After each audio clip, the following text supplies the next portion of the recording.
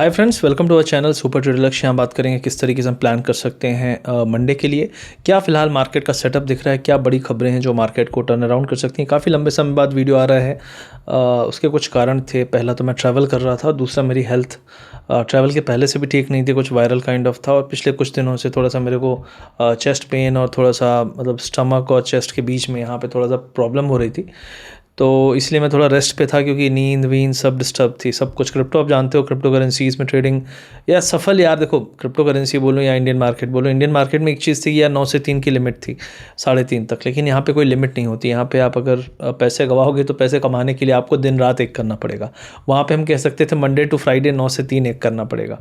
तो ये एक चीज़ है जो मुझे थोड़ा सा यहाँ पे लगी, जो ज़्यादा थोड़ी सी एग्रेशन वाली है, कि आपको यहाँ पे सजग रहना पड़ता है 24/7 365। तो जैसे 1 साल तो हो ही रहे हैं, नवंबर से मैंने एक्टिवली शुरू किया था। जब से FIU रजिस्ट्रेशन मिला था कंपनीज़ को, तब से तो ओवरऑल सब कुछ अच्छा है। अभी बढ़िया प्रॉफिट भी अच्छे खासे हैं, सब कुछ अच्छा है। लेकिन जो हेल्थ पे टोल पड़ा है, और क्योंकि इंडियन मार्केट में ट्रेड कर ही रहा हूँ मैं 10-15 साल से, तो बॉडी थोड़ा रेस्ट मांग रही है। इसलिए मैं फ़िलहाल ना बहुत भयंकर तरीके से स्लो डाउन करने वाला हूँ अपनी ट्रेडिंग को, और वीडियो को स्लो डाउन नहीं करना चाहता। लेकिन ऐसा कुछ हो गया कि मैं वीडियो नहीं बना पाया। तो I was really not well for last 2-3 days. मैंने उसके बाद भी एक 40 मिनट का वीडियो बनाया था, और वो भी पेन में बनाया था। बहुत सारे लोग बोलते हैं यूट्यूब क्यों करते हो जब इतना पैसा कमाते हो। उन्हें नहीं समझ में आएगा ना, कमिटमेंट है ये। उस टाइम से है जब मैं कुछ नहीं था, तब से यूट्यूब कर रहा हूँ। और जो कनेक्शन बना है लोगों से, वो कनेक्शन, जैसे कहते हैं ना कि बुरे टाइम के साथी हैं ये सारे लोग जो यूट्यूब पे आते हैं, तो उनसे मिलने जुलने, बात करने, सिखाने, समझाने के लिए मैं आता हूँ। तो ये एक चीज़ है, कमिटमेंट बहुत ज़रूरी है सफल होने के लिए। मार्केट में फ़िलहाल अगर हम बात करें तो थोड़ा सा एक डर था मार्केट में कि कुछ ट्रम्प करेगा, क्योंकि रिसेंटली मोदी जी से काफ़ी अच्छी अच्छी बातें तो हुई, लेकिन उसके बाद भी जो एक्शंस हो रहे हैं वो इंडिया के फेवर में नहीं हो रहे हैं। और बहुत सारे लोग ये बोल भी रहे हैं कि मार्केट जो है वो अभी भी इसीलिए नहीं उठ पा रहा है खुल के। तो अगर ये खुल के नहीं उठ पा रहा है, FII का डेटा मैंने देखा अभी, चेक किया, 12% लॉन्ग है, 88% क्लोज टू शॉर्ट है, 87%। मतलब ये दिखा रहा है कि अभी FII सिर्फ 87% शॉर्ट हैं, और मतलब सिर्फ 12% लॉन्ग है, और उसमें हम कहाँ पे हैं, 25,300 पे हैं। तो ये एक बड़ी अटपटी सी चीज़ है जो हमने पहली बार देखी है। मुझे लगता है मैंने तो ऐसा नहीं देखा, लेकिन हाँ, मतलब इसका इस तरीके की चीज़ जब होती है तो उसके बाद क्या होता है ये हमने कई बार देखा है। तो यहाँ पे फ़िलहाल ऐसा फील होता है कि मार्केट जो है वो काफ़ी सारी सेलिंग एब्जॉर्ब कर चुका है जो फॉरेन साइड से हुई है। और फॉरेन वालों के पास अब सेल करने को क्या बचा है, ये बहुत बड़ा सवाल है, क्योंकि बहुत बड़े क्वांटिटी में उन्होंने बेचा है। मतलब इतना पैसा उन्होंने पिछले 10-12 साल में डाला था, उतना पैसा वो ऑलरेडी निकाल चुके हैं। अब जो उससे पहले का पैसा है या बहुत लॉन्ग टर्म वाला है वो रखा हुआ है, तो उसको बेच भी रहे हैं तो बहुत कम बेच रहे हैं। तो मुझे लग रहा है अब रोटेशन ज़्यादा हो रहा है और सेलिंग कम हो रही है, और इंडिया में जो फंड फ्लो है वो कंसिस्टेंट बना हुआ है, SIP फ्लो भी ठीक ठाक बना हुआ है, जो कि मार्केट को संभाल के रखा है। बाकी इंडेक्स मैनेजमेंट अपना काम कर ही देता है। आपको पता है इंडिया में इंडेक्स का distribution is not very good, बहुत ज़्यादा इसको लोग क्रिटिसाइज़ भी करते हैं। लेकिन US में भी ऐसा ही है। अगर आप देखो तो मैक्स 7 कहते हैं, जो बड़े बड़े स्टॉक्स हैं वो अकेले पूरे इंडेक्स को हिला के रखते हैं। तो ये तो दुनिया में होता है, जो वेटेज का तरीका है। लेकिन इंडिया में अगर इसको थोड़ा सा नॉर्मलाइज भी करेंगे तो कितना ही कर लेंगे। लेकिन फिर भी वो सब छोड़ो, वो अलग बात है। मैं ये कहना चाहता हूँ कि निफ्टी जो है 12% FII के लॉन्ग में 25,300 पे है।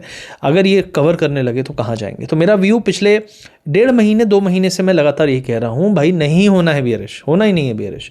और वही चीज़ है, कई लोग बोले अरे तुम तो बोल रहे हो बुलिश। मैंने बोला नहीं होना है बियरिश। मैंने ये नहीं कहा कि बुलिश तुरंत हो जाएगा, उसके लिए चीज़ों को बदलना पड़ेगा। और मैंने हमेशा कहा कि ट्रेड डील होगी, बातचीत होगी तो मार्केट बाउंस करेगा। हम ऑलरेडी 25,300 आ गए हैं। मुझे लगता है कि थोड़ी सी पॉजिटिविटी दिवाली तक में, मुझे लगता है ट्रम्प भी थोड़ा सा नॉर्मलाइज हो सकता है। और मुझे लगता है दिवाली की पॉजिटिविटी में हो सकता है कि US इंडिया रिलेशनशिप थोड़ा बेटर स्टेज पे आ जाए। अब ये तो हम होप कर रहे हैं। अब यहाँ पे H1B वीज़ा पे गाज गिराई है ट्रंप ने, और जो गाज गिराई है वो बहुत अनफेयर सी लगती है। जैसे टोटली अनफेयर, क्योंकि $1,000 की चीज़ को $1,00,000 पूछ रहा है। मतलब जो H1B वीज़ा है वो $1,000 में हो जाता था, और लॉटरी सिस्टम था, 70% इंडियंस थे उसमें। अब आपका लॉटरी सिस्टम क्या हुआ, नहीं, अब सिर्फ पैसे का सिस्टम है। तो ट्रंप इतना बिजनेसमैन है, मैं कहता हूँ ना, फुल टाइम प्रेसिडेंट नहीं है, फुल टाइम ट्रेडर है, पार्ट टाइम प्रेसिडेंट है, और फुल टाइम ट्रेडर प्लस कह सकता हूँ बिजनेसमैन। ठीक है, आर्ट ऑफ डील तो पता नहीं भगवान जाने, यहाँ तो धमकी दे दे के दुनिया से डील कर रहा है। तो अगर ये H1B वीज़ा वाला इशू आया तो इससे क्या होगा, इससे आईटी सेक्टर में बहुत बड़ा प्रभाव पड़ेगा। हमारे आईटी सेक्टर ज़्यादातर पैसा जो है आपका ऑन साइट से बनाता है, जो लोग को विदेश भेजता है वहाँ से काम करते हैं, और काइंड ऑफ इसको बॉडी शॉपिंग भी कहते हैं। क्लाइंट साइट पे लोग बैठते हैं, वहाँ पे जाके काम करते हैं, और इससे काफ़ी अच्छी बिलिंग, बहुत अच्छा पैसा मिलता है। मतलब देखो, दो तरीके हैं काम करने के। जैसे वर्क फ्रॉम होम आपने देखा कि लोग जब ऑफिस आते हैं ज़्यादा काम करते हैं, मतलब बॉस कहता है यार तुम लोग घर से काम करते हो, साला लुंगी पहने बैठे रहते हो मीटिंग में, ऊपर टी शर्ट डाल लेते हो, कोट डाल लेते हो। तो work from home is very casual. तो ऑफिस आएंगे लोग, ज़्यादा अच्छा काम करेंगे, इफेक्टिवनेस रहेगी, 6 घंटे में वो काम कर देंगे जो घर में 10 घंटे में नहीं कर पा रहे। इसी तरीके से जो आईटी कंपनीज़ हैं वहाँ पे बहुत सारे प्रोजेक्ट्स होते हैं जहाँ पे क्लाइंट प्रेफर करता है कि लोग हमारी साइट पे आके काम करें, और साइट पे काम करने का पैसा भी अच्छा खासा देता है। तो वो साइट कहाँ है, किसी विदेश में है, देश में है, तो उसके लिए क्या होता है कि जो क्लाइंट्स होते हैं वो अपने साइट पे बुला लेते हैं, और यूएस बहुत सारे लोग जाते हैं इस चीज़ के लिए। H1B visa is a common way of doing it, और इंडियन उसमें 72% शेयर रखते हैं। अब इसमें अगर $1 लाख का फ़ीस लगेगा तो लोग का क्या होगा, बहुत मुश्किल हो जाएगा, क्योंकि ये फ़ीस जो थी ये कंपनी बेयर करती थी। अब कंपनी थोड़ी ना बोलेगी वो ऑन साइट वाले से, ऑन साइट वाला तो बोल रहा है भैया कूपन दे देना, फूड कूपन। हमारे टाइम पे $5,000-4,500 मिलते थे, लोग जो जाते थे ऑन साइट। अभी हो सकता है ज़्यादा मिलता हो, शुरुआती जो फ्रेशर के रेट जो थे, आजकल तो ज़्यादा है। हम लोग जाते थे ऑन साइट जब भी, तो हम लोग पर टाइम में जाते थे, तो $50 पर डे मिलता था। तो इस टाइप से था। लेकिन मैं एक पॉइंट कह रहा हूँ कि फ़ॉरेन जाने से क्या होता है कि हमारे लोग के पास पैसा ज़्यादा आता है, वो वापस आते हैं, यहाँ खर्च करते हैं, और कई लोग वहीं पर टिक जाते हैं। अब वहाँ पे जो टिक जाते हैं उनका तो मैं नहीं कहूँगा कि उनसे हमको बहुत फ़ायदा होता है। वो घर पैसा कितना भेजते हैं हमें नहीं पता, क्योंकि वहीं पे लाइफस्टाइल महंगी है। तो ये H1B वीज़ा के कई लोग बातें कर रहे हैं कि पॉजिटिव है, नेगेटिव है, इससे क्या होगा। मैं दो चीज़ें कहता हूँ, business wise it is not good, but mind set wise, जैसे मेरा हमेशा मन होता है कि यार मैं तो भैया यहीं रहूँगा, मैं कहीं जाऊँगा भी तो शॉर्ट टर्म के लिए जाऊँगा। जैसे मैं गया हूँ, यूएस गया हूँ, यूरोप गया हूँ, और भी जगह गया हूँ, लेकिन मैं शॉर्ट टर्म के लिए जाना प्रेफर करता हूँ। मुझे वहाँ अच्छा नहीं लगता 10 दिन, 15 दिन, 1 महीना, 2 महीना। अब कई लोग का है कि यार यहाँ कुछ नहीं रखा, यहाँ सब खराब है, ये है। अरे खराब है तो पैदा तो यहीं हुए, सुधारोगे तो तुम भाग जाओगे, तुम्हारे बच्चे ही भाग जाएंगे, सब भाग जाएंगे। अब फिर वहाँ जाके भारत माता की जय के नारे लगाते हो, 15 अगस्त के दिन कुर्ता पजामा पहन के बढ़िया वहाँ पीछे अमेरिका की हरियाली में फ़ोटो खिंचा लेते हो, बहुत बढ़िया, बहुत बढ़िया, है ना। वहाँ दिवाली होली खेल लेते हो, ये सब ठीक। तो you are just trying to suffice your mental satisfaction अपना पा रहे हो, लेकिन असल में क्या आप सही में सर्व कर रहे हो। जैसे मैं यहाँ पे काम कर रहा हूँ, मैं जो पैसे कमा रहा हूँ उसका टैक्स यहीं पे दे रहा हूँ। अगर मैं यहाँ पे कमा धमा के ज़्यादा कमा के, ज़्यादा ट्रेड पे ज़्यादा प्रॉफिट करके और ज़्यादा टैक्स दे रहा हूँ, तो मैं तो अल्टीमेटली अपनी भारत माता की सेवा मैं कर रहा हूँ ना, तुम क्या कर रहे हो। तो मेरा ये सोच है, मैं मानता हूँ बहुत सारे लोग बोलेंगे कि यार ये तुम जस्टिफाई करो, मैं जस्टिफाई बिल्कुल नहीं कर रहा हूँ। मैं कह रहा हूँ ये बिल्कुल गलत है। मैं ट्रम्प को जस्टिफाई करता हूँ, ना इस सरकार के उन एक्शंस को जस्टिफाई करता हूँ जो एक्शंस मेरे को अच्छे नहीं लगते। जैसे इथेनॉल वाली बात मैंने कही थी, बहुत सारी बातें मैं कहता रहता हूँ, तो इसमें भी मैं यही कहूँगा। लेकिन मैं देश के पर्सपेक्टिव से कह रहा हूँ कि बहुत सारे लोग ब्रेन ड्रेन जो कहते हैं लोग, brain drain is a problem. आप मानो ना मानो, हम यहाँ पे खोज क्यों नहीं कर पाए, क्योंकि खोज करने वाले तो पहले ही पतली गली से निकल लेते हैं ना। तो स्कॉलरशिप मिल जाती है, वीज़ा मिल जाता है, बड़ी बड़ी यूनिवर्सिटीज़ उनको बुला लेती हैं। तो अब ये तो प्रॉब्लम है ना, जब हमारे यहाँ का टैलेंट चला जाएगा तो वहीं का काम करेगा ना। तो ये एक प्रॉब्लम थी जो मुझे लगा कि यार H1B वीज़ा ठीक है, अभी समस्या है, स्टॉक वाइज प्रॉब्लम होगी, स्टॉक्स थोड़ी सी गिर सकते हैं। स्टॉक्स ऑलरेडी काफ़ी पिटे हुए हैं, तो मुझे लगता है 5% 7% तक का फॉल हो सकता है, लेकिन उससे ज़्यादा मुझे नहीं लगता, क्योंकि ये सारी चीज़ें प्राइस्ड इन है। अगर आप IT सेक्टर को देखेंगे ऑलरेडी हाई से काफ़ी गिरा हुआ है। तो ये पहली चीज़ हो गई। दूसरा पॉइंट हो गया कि क्या करना चाहिए, क्या IT सेक्टर में लॉन्ग टर्म ग्रोथ है। तो मेरा पॉइंट है कि IT सेक्टर में दो प्रॉब्लम थी। पहला था कि वहाँ की कंपनी को कहा जाता था कि लोकल्स को हायर करो, दैट वाज वन थिंग। अब इसने क्या कहा है, हम बिजनेस निकालेंगे, हम उससे भी धंधा निकालेंगे। तो अगर धंधा निकालेंगे और उसमें कुछ एक्सेप्शंस, लूप होल्स छोड़े हैं उसने, तो मुझे ऐसा लगता है कि मोस्ट प्रॉब्ली इम्पैक्ट तो होगा, लेकिन कम होगा। और वो शायद जो और दूसरे चीज़ नेगेटिव करने वाला था कि हायरिंग मत करो, ये मत करो, वो सारे रिस्ट्रिक्शन शायद ना लगाए। और IT सेक्टर, टेक सेक्टर के लिए जो उसका इकलौता दांव था बड़ा, वो ये वाला था। तो that could be the thing, और इसको नेगेटिव भी ले सकते हो, पॉजिटिव भी ले सकते हो। That is one thing which I thought about the IT sector. तो ओवरऑल जो IT में प्रेशर था, जैसे अब AI है, अब AI रिलेटेड अगर इंडिया वाले बहुत अच्छा काम करेंगे और अमेरिका वाले को लगेगा यार इसको बुलाना है, तो क्यों नहीं बुलाएगा, करेक्ट। तो ऐसा नहीं है कि इंडिया में काम नहीं आएगा, वर्क फ्रॉम होम चलेगा। बहुत सारा वर्क फ्रॉम होम ऑलरेडी चलता है, बहुत सारे लोग क्लाइंट यहाँ से सर्व करते हैं। तो इस तरीके से ये जो हाइब्रिड मॉडल है और सारी चीज़ें हैं एआई के आने के बाद, तो अभी हमें बिल्कुल अनसर्टेन है कि ये फीस बढ़ाने से एक चीज़ होगी कि लोग ऑन साइट नहीं जाएंगे, लेकिन ऑन साइट गए बिना भी बहुत सारे लोग आज के समय में इंडिया से काम कर रहे हैं। और ऑन साइट जाना पहले के समय में बहुत होता था, लेकिन जब से ये कोविड के बाद टेक आया है, टेक्नोलॉजी आई है और बहुत सारी चीज़ें आई हैं, उससे मुझे लगता है कि इस बात पे बहुत ज़्यादा फ़र्क नहीं पड़ेगा। और ये कहीं कहीं लोगों को पता भी था कि ऐसा कुछ होने वाला है, मुझे ऐसा फील होता है आईटी सेक्टर में स्टॉक्स को देख के, तो यही लगता है। अब ये बात हो गई कि आईटी H1B वीज़ा क्या होगा, ट्रम्प बड़ा गंदा आदमी है, लेकिन एट द सेम टाइम अगर ट्रम्प इंडिया से बात करता है और बहुत सारी अलग डील, दूसरी डील्स हो जाती हैं, तो that could be very positive. क्योंकि देखो, अमेरिका इज़ समथिंग जिसको हम इग्नोर नहीं कर सकते, उसके बिना हम नहीं रह सकते। और at the same time China के बिना भी हम नहीं रह सकते। और ये अमेरिका और चाइना को बैलेंस में रख के इंडिया जो काम कर रहा है, that could be the best way. हाँ, रशिया जो बीच में आया और रशिया से हमने तेल खरीदा, वो पहले नहीं था। पहले हम ईरान से बहुत तेल लेते थे, फिर ईरान पे सैंक्शन लगे, फिर उधर रशिया पे जब सैंक्शन लगे तो रशिया से हमारी डिफेंस डील ऑलरेडी काफ़ी होती हैं, तो रशिया से हमने तेल लिया, रशिया ने हमें डिस्काउंट दिया क्योंकि रशिया को तो तेल बेचना है। तो that is how we came in to picture, वरना हम वहाँ उस पिक्चर में कभी नहीं थे। लेकिन हम चाइना की पिक्चर में हमेशा थे, अमेरिका की पिक्चर में हमेशा थे। इसलिए जो ब्रॉडर डील है जो ट्रम्प की तरफ से आएगी, वो हमारे लिए ज़्यादा इंपॉर्टेंट है रशिया के तेल से। और जो रशिया का तेल का क्या हो रहा है, नहीं हो रहा है, वो हम जानते हैं। तेल का रेट हमें क्या मिल रहा है, और आज से 5 साल 10 साल पहले जो रेट थे उसके कंपैरिजन में, क्रूड ऑयल के और उसके कंपैरिजन में जो हमें तेल मिल रहा है, वो रेशियो किसी से छुपा नहीं है। तो उसके बारे में हम डिस्कशन नहीं करेंगे, बट दैट इज़ फैक्ट कि वहाँ पे रिलीफ दिया जा सकता है, जो कि नहीं दिया जा रहा है। और that is something which I sometimes feel कि यार इट इज़ नॉट फेयर, क्योंकि आप बोलोगे महंगा है, कष्ट है तो सह लो, और अच्छे दिन है तो भी सह लो तो ये अच्छा नहीं लगता। तो ये एक चीज़ हो गई। दूसरी चीज़ है कि निफ्टी, बैंक निफ्टी, तो निफ्टी 300 पे है, 200 पे सपोर्ट है, 25,200 पे, और 25,400 450 के ऊपर दोबारा से जाएगा तो 600-700 की रेल लगा सकता है। ओवरऑल स्ट्रक्चर अच्छा है, बुलिश है, तो यहाँ पे कोई दिक्कत नहीं है।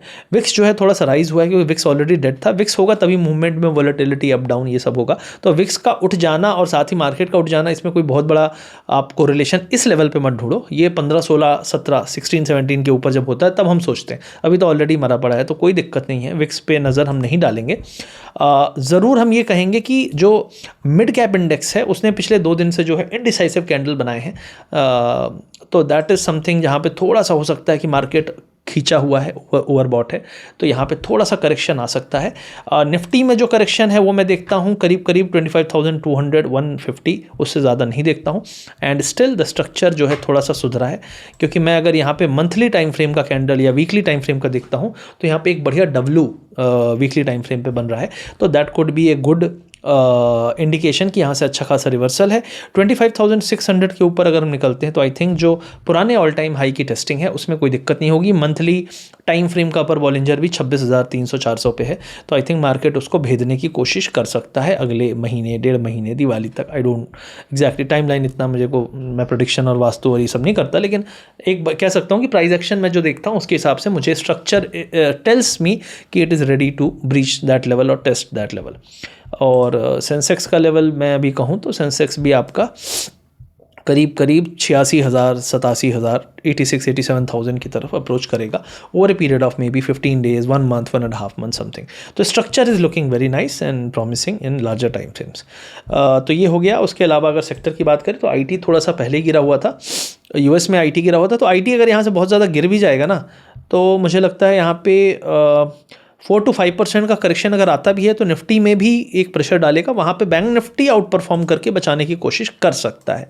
बैंक निफ्टी ने अभी तक पूरा मंथली जो कैंडल बना है बहुत अच्छा बना हुआ है, लेकिन फ्राइडे को ज़्यादा अच्छा नहीं किया इसने, तो मुझे लगता है 55,900 के ऊपर निकला, तो यहाँ पे भी अच्छी अपसाइड आ सकती है। बैंक निफ्टी भी आई थिंक 57,58,000 की तरफ अगले महीने 2 महीने में कोशिश कर सकता है। दिवाली की एक पॉजिटिविटी आ सकती है। जीएसटी के चेंजेस भी अप्लाई होंगे तो उससे भी थोड़ी सी सेल्स और ऑटो सेल्स और इन सब चीज़ों में फ़र्क पड़ेगा डेफिनेटली। तो I think that will be set up तो उसी तरीके का दिख रहा है कि दिवाली की तरफ मार्केट अपसाइड की कोशिश करे। ये हो गया इंडियन मार्केट का। अब क्रिप्टो की बात कर लें तो यहाँ पे बिटकॉइन जो है 1,16,000 के आसपास है और इथीरियम जो है 4,500 नहीं पार कर पा रहा है। तो इथीरियम में लंबा कंसोलिडेशन चल गया है। मेरे हिसाब से इथीरियम थोड़ा सा और कंसोलिडेट कर सकता है, लेकिन स्ट्रक्चर में कोई डिस्टर्बेंस नहीं है। ओवरऑल ये बहुत पॉजिटिव स्ट्रक्चर है। गोल्ड में भी आप देखेंगे इस टाइप का स्ट्रक्चर बना था, तो मुझे लगता है इथीरियम भी यहाँ से ये जो कंसोलिडेशन है, ट्रायंगुलर फॉर्मेशन है, इसके बाद एक अच्छा अपसाइड आ सकता है।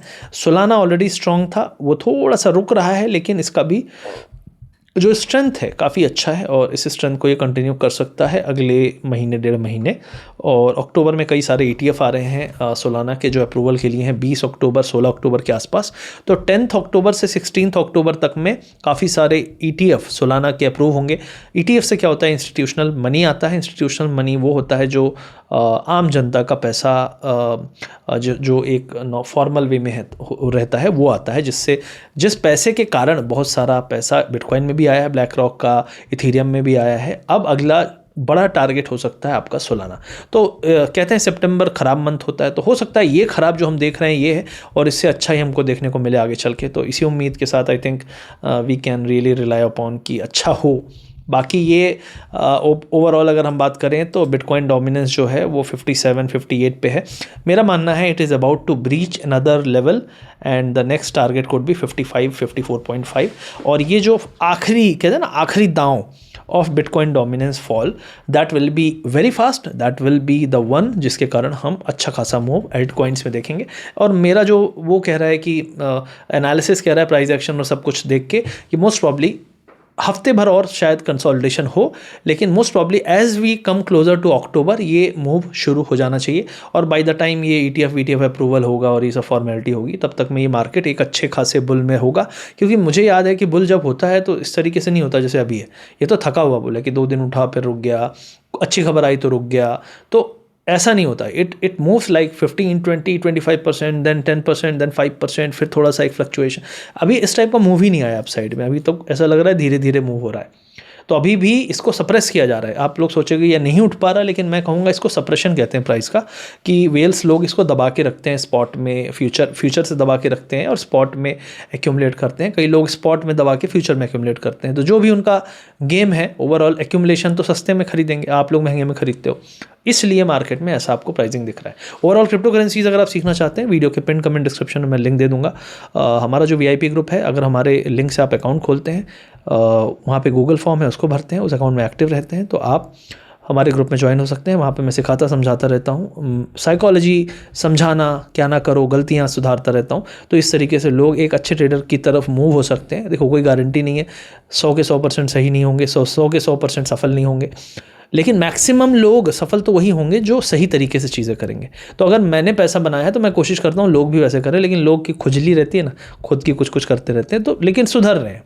आई am seeing the changes in people and lot of people are thanking me कि यार आपने बदलाव लाया। तो आई थिंक बदलाव ही सफलता की सीढ़ी है। तो देखते हैं।